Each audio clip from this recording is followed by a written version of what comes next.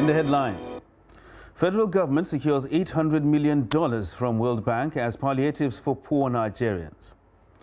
Troops raid Sambisa, kill 18 Boko Haram fighters. NSCDC operatives arrest 3 for allegedly printing fake dollars in Zamfara. And on the foreign scene, South Africa revokes state of disaster over power crisis. Hello and welcome to Trust TV News Update. I am Ibrahim Yusuf.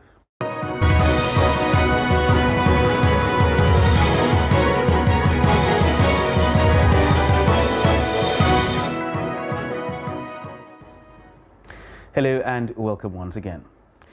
Now, despite being on the way out, the Buhari administration has resolved to end fuel subsidy by June and has begun moves to make the impact less stressful for the citizens. To this end, the World Bank has granted the Nigerian government $800 million to put up a comprehensive palliative scheme for its citizens before the removal of fuel subsidy by June 2023. Minister of Finance Zainab Ahmed revealed this on Wednesday while briefing newsmen at the State House Abuja after the weekly meeting of the Federal Executive Council. Kende Amodu reports. Officials of the outgoing government are already engaging with the newly established Presidential Transition Council and the incoming administration with a view to driving the palliative program. But the mode of implementation does not depart from the distribution of palliatives to a targeted 10 million households or 50 million vulnerable Nigerians in the first instance.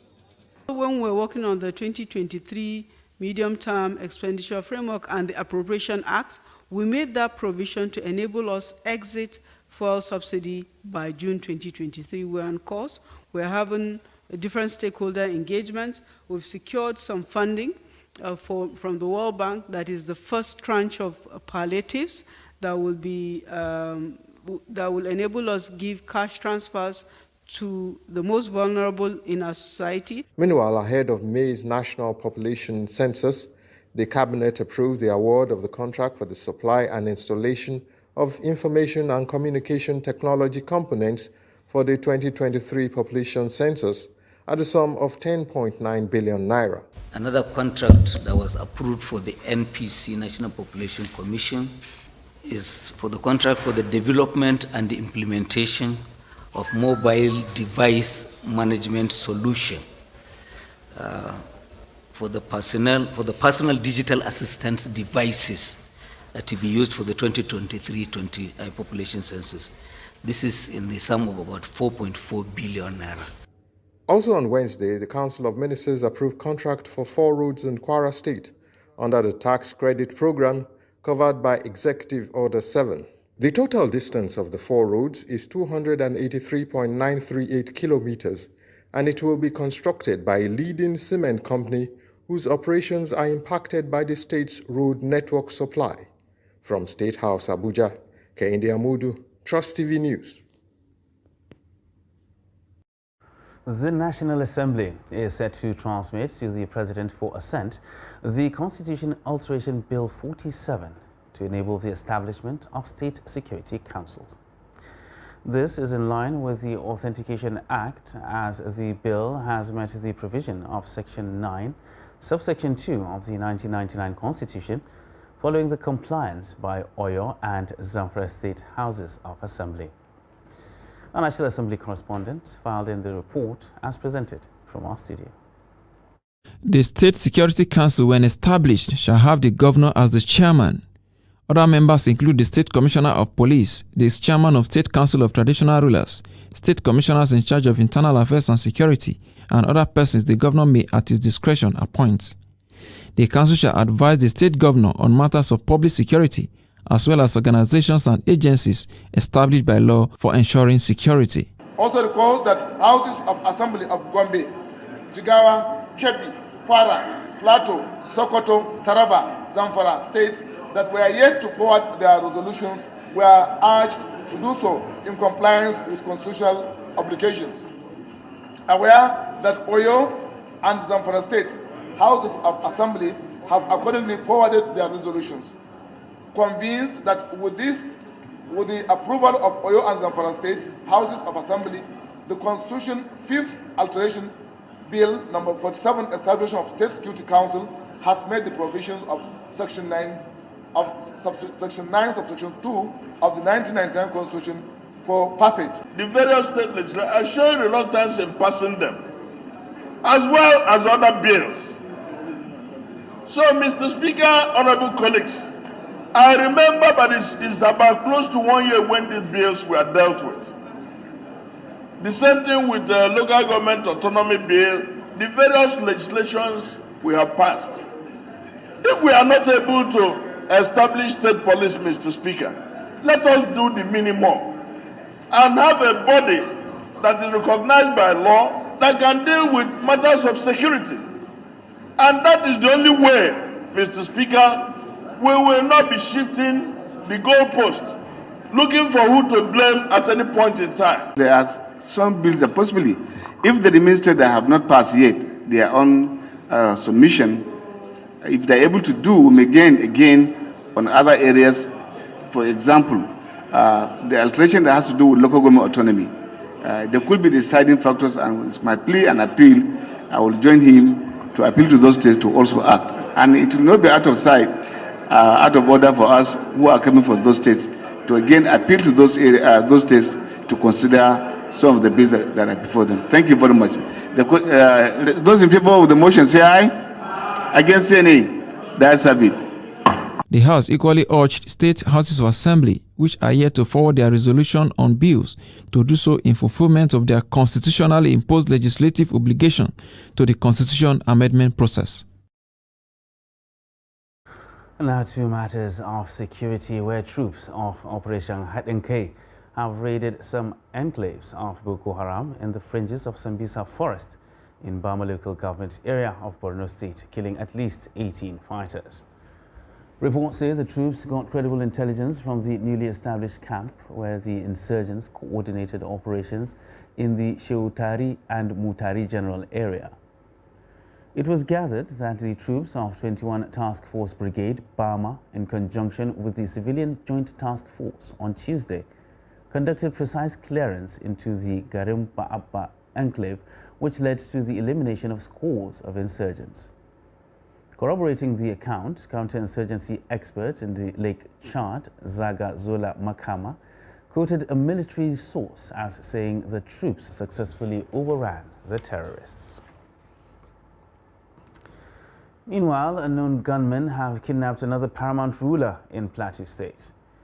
The kidnapped monarch is the paramount ruler of the Miship ethnic people of Pangshing local government area of Plateau State, Sunday Dajep. Daily Trust learned that the traditional ruler was kidnapped at about 11 p.m. on Wednesday when gunmen forced their way into his palace in Chip community along Mangu Shendam Road. The public relations officer of the Plateau State Police Command, Alfred Alabo, confirmed the abduction of the monarch. And in Zamfara State, the men of the State Command of the Nigeria Security and Civil Defense Corps have arrested 3 suspects for alleged involvement in printing and spending fake naira and dollar notes. The command spokesperson, Iko Oche, identified the suspects as Kamal Hussaini, Uzaifa Muazu, and Suleiman Yusuf. According to Oche, the suspects were arrested following a complaint by a commercial tricycle operator, Umar Nasir, who was given a fake 1,000 naira note by one of the suspects. Oche explained that the operatives of the NSCDC were able to trace the supplier of the fake naira and dollar notes to Kwatarkwashi town. According to Oche, 60,000 naira and $2,600 of fake notes were recovered from the suspects. One of the suspects confessed that he was introduced to the crime by one Adu Gurgu of Safi local government area, who took him to Muazu Abdul Karim of Kwatarkwashi, who used to supply the fake currency notes to them. Shop and business owners at UTC Complex, Area 10, Garki, Abuja, have called on the Ministry of the Federal Capital Territory to find an alternative place for them before embarking on a demolition exercise. Zainab Garay reports that the FCTA have earmarked the complex for demolition. The planned demolition of the complex came as a shock to many shop owners at the UTC complex.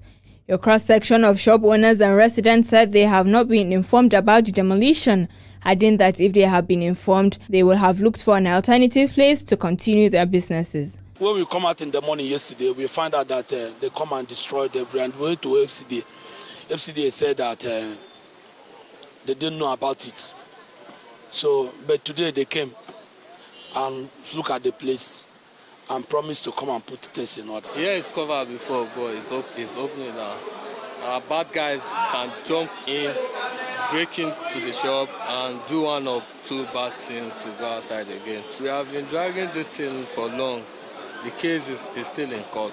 Well, it affected me. I lost my tools. I lost some of my, even my colleagues, some of my colleagues, they lost their things here. Anything that happens inside this plaza, it affects everybody here, including my barrow, my carpenter, everybody inside this market were affected. Some shop owners also said the Federal Capital Development Authority and the private estate developing firm have interest in using the place, calling on the government to consider their plight and make alternative place available for them, provide food for their family. I don't know what made them want to demolish it, but we are not happy about it. If they demolish it, where are we going to go? Urban Shelter is part of the defendants in court, FCDA too. But who in particular, who is the main, I don't know. So, but the main case is between the Urban Shelter, the shop owners, and FCDA. If we live here, that's another reason we are protesting. It's not that we don't know that here is already old. We know. But make an arrangement for us before moving us. Where are we headed to? Where are we going to? Urban Shelter, they want to remodel this place. They want to build new one, modern one. So this building is old, is this and that. And they want to bring it down. But there's no provision for another place. So if they bring it down now, where did they want us to go? When FCDA built here, we bought the shops. So before this place will expire at 90-something years, before FCDA will have right to resell it to another person. And it's still at something years. So I cannot take over the place, which is at something years, and sell it to another person. UTC Complex is a hub for printing and artworks and computer village of sorts in Abuja. Zainab Garai, Trust TV News, Abuja. An FCT High Court has stopped the Nigerian Army, Ministry of Defense and others from trespassing on plots of land located at the Hybro Maitama extension, popularly known as Maitama Aliru. Justice U.P. Kekemeke restrained the defendants pending the termination of the subsisting case before it. Joined in the suit as defendants are President Muhammadu Buhari, the Attorney General of the Federation and Minister of Justice Abubakar Malami, the Ministry of Defense, the Minister of Defense Bashir Magashi, FCT Minister Musa Muhammad and the Federal Capital Territory Authority. The landowners, under the auspices of the trustees of the Association of Plot Owners, Maitama Extension, Maitama Aliru and 11 others, had approached the court on December 16, 2022 to restrain the defendants and their agents from committing further acts of trespass within cadastral zone A05, Maitama, also known as Maitama Aliru. The Nigerian Institute of Medical Research, NIMR, and other stakeholders in the country have launched a Canada-Africa Mpox partnership. Director General of the NIMR, Babatunde Salako, said the partnership is aimed at curbing the spread of Mpox and studying the dynamics of its transmission from human to human. Salako added that the Nigerian consortium will work with their Canadian partners to help inform the clinical and public health response to local and global epidemics of Mpox. He said 68 researchers with multidisciplinary expertise from Canada, Nigeria, the US and the United Kingdom will work on the project that will involve community engagements from inception. The DG, however, reiterated the need for a medical research council to fund research works peculiar to Nigeria. The other institutions in the project are the University of Ilorin, the Slum and Rural Health Initiative Network, the Institute of Human Virology in Nigeria, and the Maryland Global Initiative Corporation. Still with us on Trust TV News Update. Still ahead, we take a look at how the dead scramble for space in Kano Cemetery. Details of this and more after the break. Stay with us.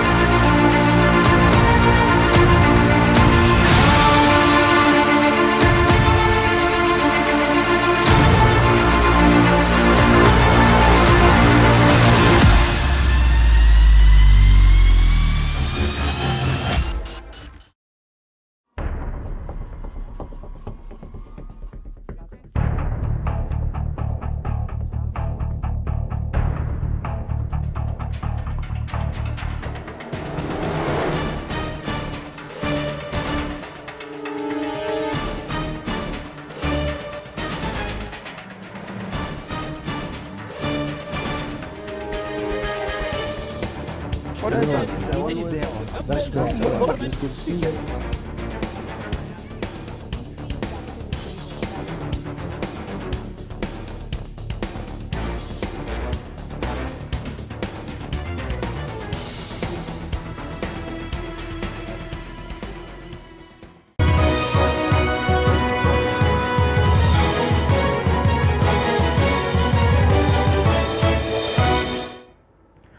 Welcome back, and thanks for staying with us on Trust TV News Update. Now let's take a look at our top stories. Federal government secures $800 million from World Bank as palliatives for poor Nigerians. And troops raid Sambisa, kill 18 Boko Haram fighters. And moving on to other news, the Ndolo Cemetery, located within the precinct of Kano City, is believed to be the largest graveyard in the state. It is, however, becoming depleted as space for burial is rather scarcely available. In this report, Trust TV correspondent Idris Jibrin reports that people struggle to find space to bury their dead. Located in Gorondusa quarters of Dala local government area of Kano State, Ndolo Cemetery is by extension the oldest burial ground dating back to over 500 years. It is said to be the resting place for many prominent religious, traditional and political leaders of Kano. History has shown that this our graveyard is more than 500 years old. And we have many religious leaders like Sheikh Muhammad Zara and Wali Mai Kalgo, all resting here.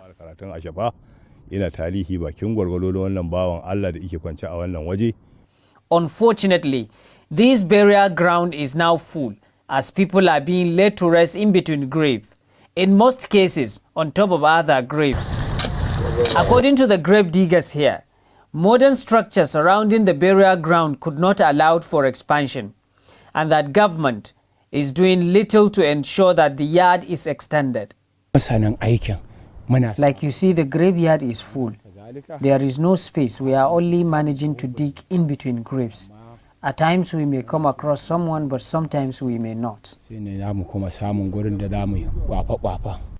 For some Kano residents, the problem with graveyards in Kano is not only affecting Ndolo, but all over graveyards in Kano have run out of spaces.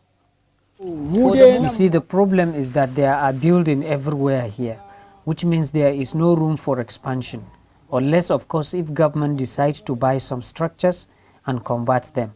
Again, that's highly unlikely. Honestly, most of the graveyards in Kano are full. We are just repeating. But there are no more spaces to bury the dead. Go to Gorondusi, Tarauni, and in fact, all burial grounds in Kano. The story is the same thing. For the moment, many people in Kano have continued to express concern over the lack of burial space across the state and call on government to ensure the extension of these places before it's too late. Idris Jubrin, Trust TV News, Kano. Muslim faithful have been called upon to continue observing Salat even after the Ramadan period. The chief imam of Muslim Ummah Mosque in Gwagwalada made the call during one of the prayer sessions. Trust TV's Kabir Lawal takes a look at the mosque's attendance during the holy month of Ramadan. The observation of Salat by Muslim Ummah is among the 5 pillars of Islam, not just in the month of Ramadan, but at all times. It has been observed that some faithful pray in the mosque only during the month of Ramadan. Chief Imam of Muslim Ummah Mosque in Gwagwalada advised faithful to be steadfast in observing their Salat at all times, and not just in the holy month of Ramadan, adding that this will make Allah reward them abundantly. This month, the jinns, the shaitan have been tied up. So it touched every Muslim's mind that he's now a real worshipper. So that is why the mosques have been filled, because all type of shaitan work will be stopped. Even if you are a drinker, you are a smoker, you are this thing, you will keep off from that month. And this is the month that Quran was revealed. So that month is automatic. The chief imam further explained that those who observe their prayers in the mosque only during the month of Ramadan need to adhere to the tenets of Islam by making it a culture that goes beyond Ramadan. There is no any specific month should be keep only for worshiping. The 12 months should be carried on, because after immediate this fast, there is 6 fasts in the sister Shawwal. So I advise my colleagues that they will keep on, they will not desist from praying again. Some residents in Gwagwalada told Trust TV News that some people only pray during the month of Ramadan, a situation they described as unfortunate. It's not only in this month. If you want to come closer to your God, you make sure you do it at any month, not only Ramadan. It's all about faith. If you have your faith, no matter what, no matter the time, the date, whatever the year, you will be observing your obligation all right. Some said they observe Salat in the mosque during the fasting period, but will try to make it their tradition to pray at all times. The reason is best known to Almighty Allah, but we hope that those turning away after the Ramadan, God should bring them back so that they can continue to attend the congregation prayer at all the time. The chief imam therefore enjoined Muslims to pray at all required time and not just only the month of Ramadan. Kabir Lawal, Trust TV News, Abuja. The Federal Executive Council on Wednesday approved a policy on HIV/AIDS to guarantee rights of people living with the disease in workplaces to ensure that they are not discriminated against. Presidential spokesman Garba Shehu said this will ensure people living with HIV/AIDS are respected and given equal rights.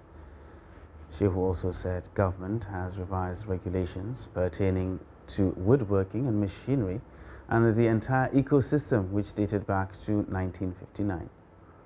He said council also approved 2 contracts worth 15.3 billion naira for the supply and installation of ICT components, as well as digital assistance devices for the 2023 population census. Shehu also informed that the Federal Executive Council also approved contracts for the development of external cost of infrastructure at the Economic and Financial Crimes Commission New Training Academy for 3.3 billion naira.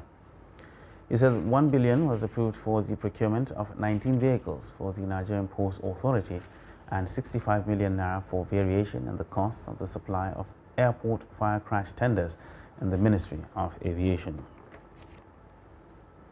Now for a look at the foreign scene, where South Africa's government has revoked a national state of disaster declared in February to manage a crippling electricity crisis. The state of disaster gave the government additional powers to respond to the crisis, including permitting emergency procurement procedures with fewer bureaucratic delays and less oversight. Cooperative Governance and Traditional Affairs Minister Thembi Nkademing said in a statement on Wednesday that the government will now work through its Energy Crisis Committee to reduce the effects of power cuts using existing legislation and contingency arrangements. As part of efforts to mitigate the effects of the crisis, newly appointed electricity minister visited the troubled utility power stations in recent weeks. State of disaster legislation was first used to enable health authorities to respond more swiftly to COVID-19 pandemic, but some analysts doubted it will help boost the power supply. It was also challenged in court by OUTA, a non-profit that focuses on fighting government corruption and tax abuses. And in sports, Delta Queens have officially booked their place in the 2022-23 Nigeria Women Football League Premiership Super 6 tournament after a 3-0 win over Osun Babes in Asaba on Wednesday. Chinaza Agos opened the scoring for the host in the 12th minute before two late goals from Mercy Omoko sealed Tosam Blankson's 7th win of the season after 10 games in Group A. The victory at the Asaba Township Stadium saw Delta become the first team to reach Super 6 finals. They also remain the only unbeaten side after 10 games this term. And that wraps up Trust TV News Update for this hour. For more news, you can subscribe to watch us live on YouTube and follow us across all our social media platforms. I am Ibrahim Yusuf. Thanks for watching.